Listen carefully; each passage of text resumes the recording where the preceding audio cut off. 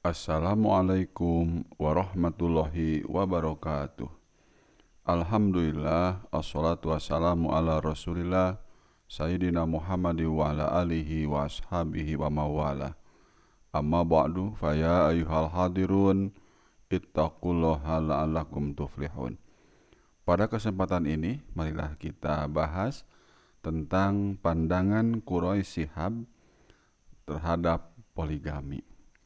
Baik teman-teman mahasiswa dan para santri, ketika bicara tentang poligami, Quraisy Shihab, beliau ini adalah seorang pemikir kontemporer Indonesia yang master dan doktoralnya didapat dari Al-Azhar University Kairo dengan kajian Al-Quran dan hadis. Beliau telah menulis sejumlah buku dan sejumlah artikel, khususnya di bidang tafsir. Pernah menjadi rektor IAIN Syarif Hidayatullah Jakarta dan duta besar di Saudi Arabia sejak tahun 1999. Beliau mencatat ayat yang biasa dicatat ketika berbicara tentang poligami adalah surah An-Nisa ayat ketiga, lengkap dengan sebab turunnya, dan sabda Nabi kepada Ghailan bin Umayyah yang ketika itu mempunyai 10 istri, dan ketika masuk Islam disuruh memilih 4 oleh Nabi. Kasus Ghailan dimaksud seperti dicatat,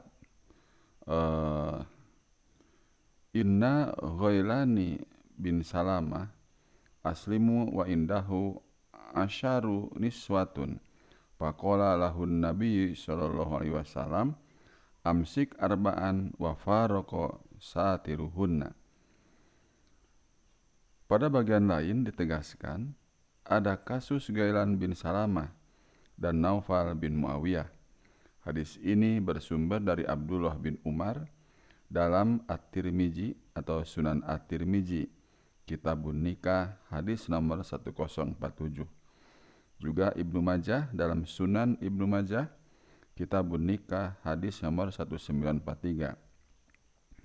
Juga Ahmad dalam Musnad Ahmad, Musnad Al-Muhtarina Minas Sahabah, hadis nomor 4380, 4403, 4785 dan 5299.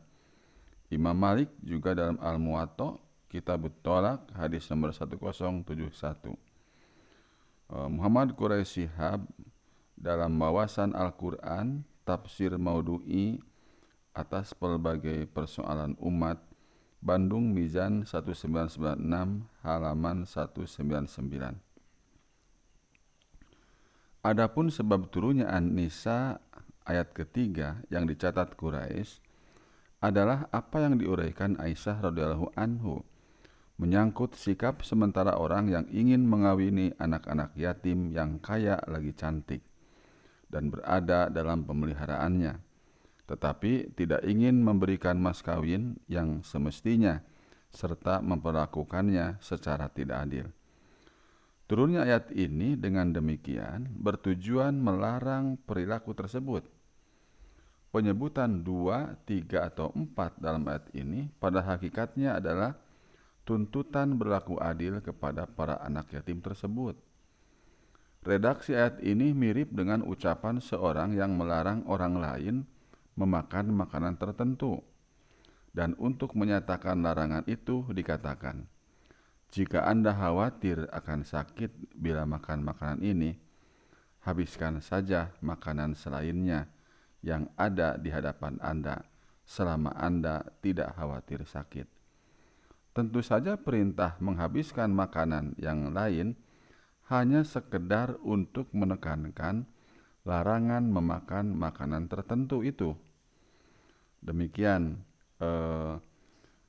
Quraisy Shihab dalam tafsirnya halaman 200. Karena itu, surah An-Nisa ayat 3 bagi Quraisy hanya berbicara tentang kebolehan poligami. Dan itu pun merupakan pintu darurat kecil yang hanya dilakukan saat amat diperlukan dengan syarat yang tidak ringan. Sebagai tambahan, pembahasan poligami dalam Al-Quran menurut Quraisy Shihab hendaknya tidak ditinjau dari segi ideal atau baik dan buruknya, tetapi harus dilihat dari sudut pandang pengaturan hukum dalam aneka kondisi yang mungkin terjadi. Adalah wajar bagi satu perundang-undangan, apalagi agama yang bersifat universal dan berlaku setiap waktu dan kondisi, untuk mempersiapkan ketetapan hukum yang boleh jadi terjadi pada satu ketika, walaupun kejadian itu merupakan kemungkinan. Dicontohkan dengan kemungkinan mandulnya seorang istri, terjangkit penyakit parah, dan alasan atau kondisi lain. Pada kesempatan lain, ketika pembahasan dihubungkan dengan Undang-Undang Perkawinan Nomor 1 Tahun 1974 tentang syarat-syarat bolehnya poligami, diantaranya harus ada persetujuan dari istri pertama. Menurut Quraisy hampir mustahil ada istri yang menyetujui suami poligami. Menurut Quraisy Shihab pula, menutup sama sekali pintu poligami yang telah dibuka syariat Islam akan mengantar pada maraknya perkawinan siri atau perkawinan yang dirahasiakan, atau bahkan hadirnya wanita-wanita simpanan, bahkan bisa mengantar pada praktek pelacuran atau prostitusi. Penyebab munculnya kondisi-kondisi tersebut bukan karena jumlah wanita lebih banyak dari pria, tetapi karena keterbukaan aurat dewasa ini. Demikian menurut Quraisy.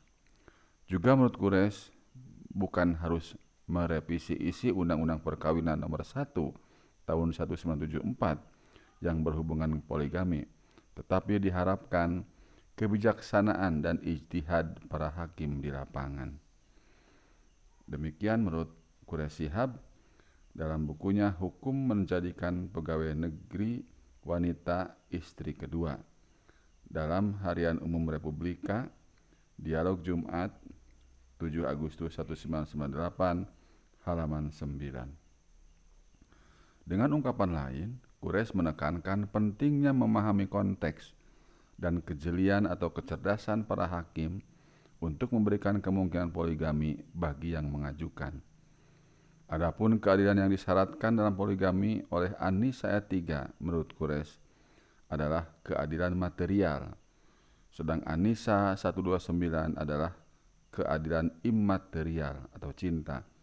Maka tepat atau tidak tepat kalau ayat ini menjadi dalih untuk menutup pintu poligami serapat-rapatnya. Demikian menurut Quraisy Shihab dalam Wawasan halaman 201. Demikian teman-teman pandangan Quraisy Shihab mengenai poligami. Semoga bermanfaat. Wassalamualaikum warahmatullahi wabarakatuh.